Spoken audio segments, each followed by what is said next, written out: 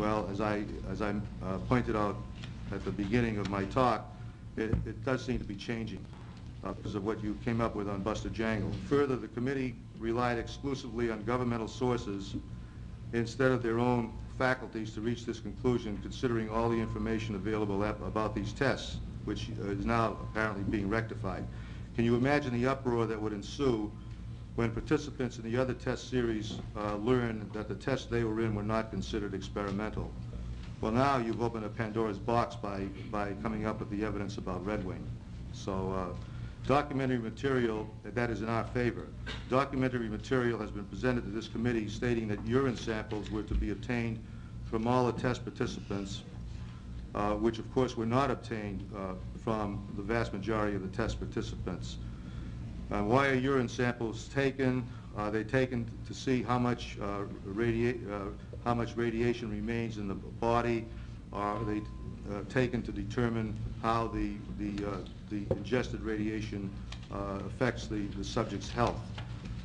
We think the urine samples, if they are taken, have been taken, were to determine that how little was left in the body, despite the damage what was excreted previously caused.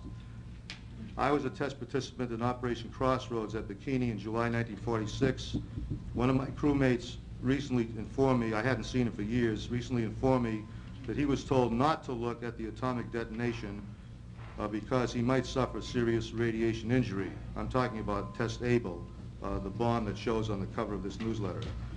I, on the contrary, recall being out on the deck of the same vessel, a floating dry dock, which had been towed to a presumably safe distance when it was announced over the PA system that if we wanted to see the detonation of Test Able, we should look in a certain direction and listen to the countdown over the PA system.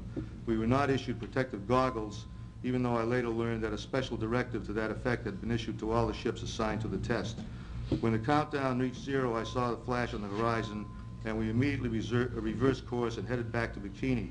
We entered the lagoon the next morning, anchored, and proceeded to work on damaged target ships. As before the test, when work was over, we stripped down and dove into the contaminated lagoon for our usual refreshing swim. Nobody told us that the lagoon water might be contaminated with alpha particles. Nobody told the young men who were sent aboard the target ships to retrieve dead and dying experimental animals, cameras, and test equipment about the dangers of radiation. Why were some of the target ships quote-unquote decontaminated and declared Geiger sweet as opposed to Geiger sour when they were really not, so that the crews could go back aboard to resume their normal duties? We believe that this was experimental. Why do the surviving crew members of some of the support ships still refer to them as death ships? The bottom line is that they wanted to see how our ability to engage in combat operations during a nuclear war would be affected. They wanted to see how living aboard supposedly decontaminated target ships would affect our ability to perform our military duties. And we were also the victims of the insatiable curiosity of Dr. Strangeloves like Dr. Edward Teller, who wanted to see what could be learned from the testing of bombs of many different designs and yields.